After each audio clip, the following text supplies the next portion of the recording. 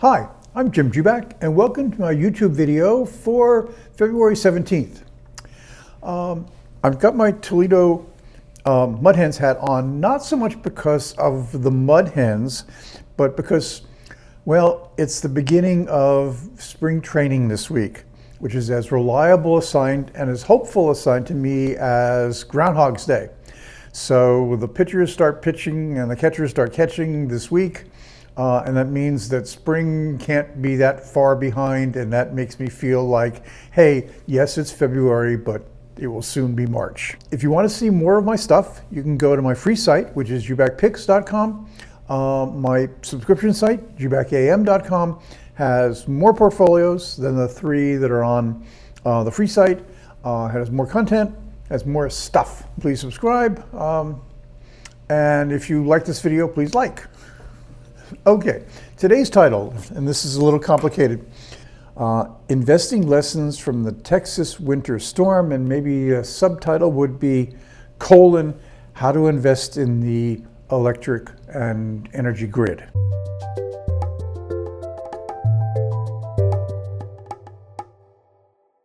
The analogy that I'd like to use is, well, I don't know whether you've ever owned an old and aging house, but let's assume you did. I think you can imagine this. So you're sitting there and you're going, oh, okay, so I really need a new roof, but I'll put it off for a while. I could really use to replace some of the wiring, but well, maybe I'll replace it with cheaper aluminum wiring rather than copper, and it'll be good enough to get by. And oh, gee, you know, those pipes are starting to look kind of shaky, but maybe I'll just wrap some duct tape around them and it'll all get by. And then you get a storm or something, and the roof blows off, the wiring blows out, and you suddenly find yourself up to your ankles in water, and the only good thing is that the water is so cold that you know there are no alligators down there. That's roughly what has happened in the Midwest. And further, this is really a phenomenon that stretches all the way from, includes Texas, Louisiana, Kentucky, West Virginia, and all up through Canada.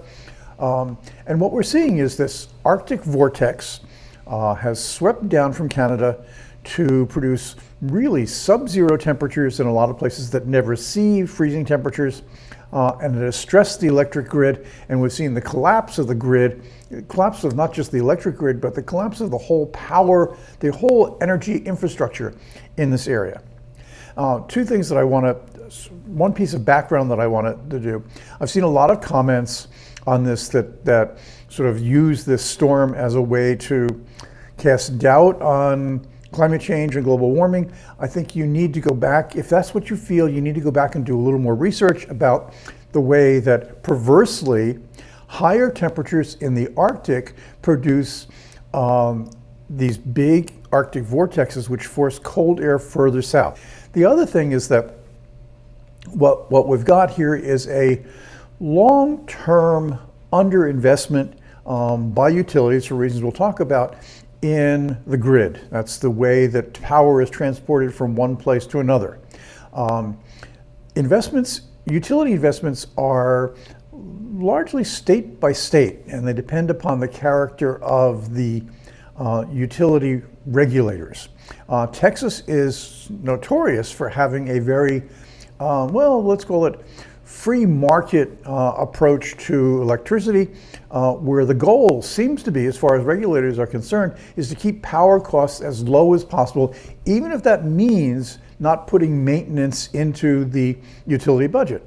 Utilities, can spend any money they want, but they only get, paid back for further investments if the regulators say, hey, that backup system you put in really should go into the rate base, so we'll let you get your 8% or whatever.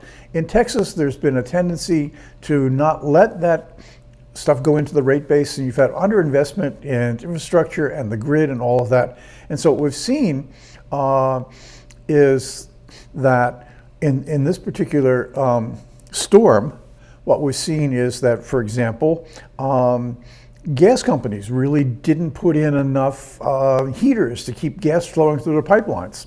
What we're seeing is that wind turbine generators didn't put in heaters to keep the wind turbines operating in cold weather as they did further north, where they're more used to cold weather.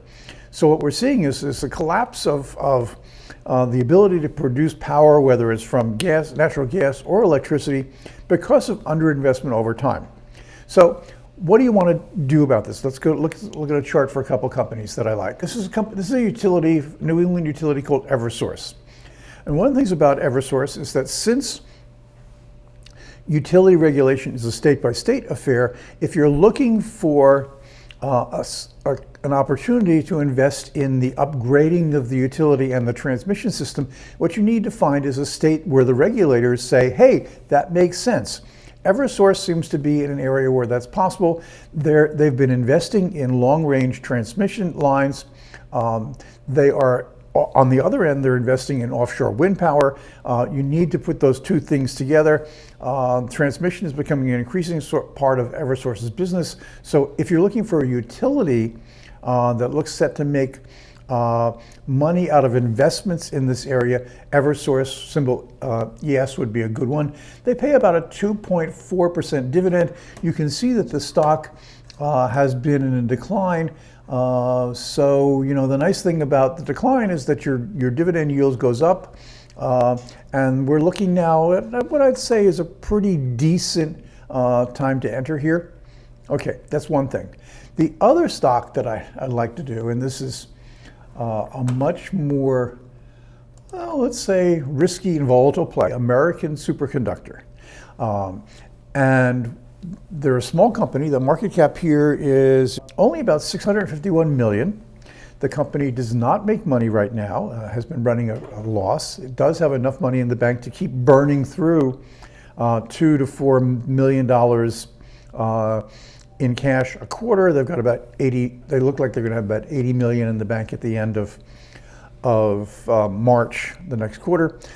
They had a loss of about 31 cents a share in the third quarter, last quarter. So, you know, that's what you're looking at. But what you're looking at here is a company which has a number of businesses that seem to be really appropriate for this moment. The two big businesses are, one is in wind power, and the other is in the grid. And what they do is that they use superconductor materials to produce everything from controls to higher transmissions, to higher transmission efficiencies. Now, the name of the game in energy transmission, electricity transmission, is how much you lose in transmission. Adding superconductors to your transmission, to your grid system, reduces your loss, increases your efficiency. So, you know, you're looking at a relatively small company. We're talking about $24 million in revenue in the third quarter. They're talking about starting to see revenue, growth, getting to the point where losses will start to come down at some point. They're still in the process of sort of breaking even in terms of revenue increasing and costs increasing. So next quarter that the company has talked about, not looking at profitability, looking at about the same losses as in the most recently completed quarter. But they're in the right business. I think the stock is where it is right now, which is 23 or so. For a money-losing company, this is a good price, a high price, good in that sense.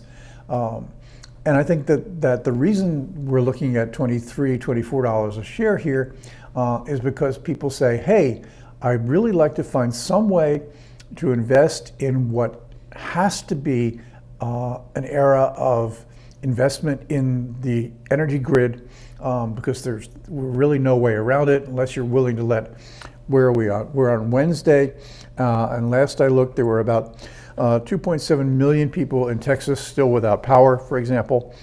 Can't let this continue. If we're going to get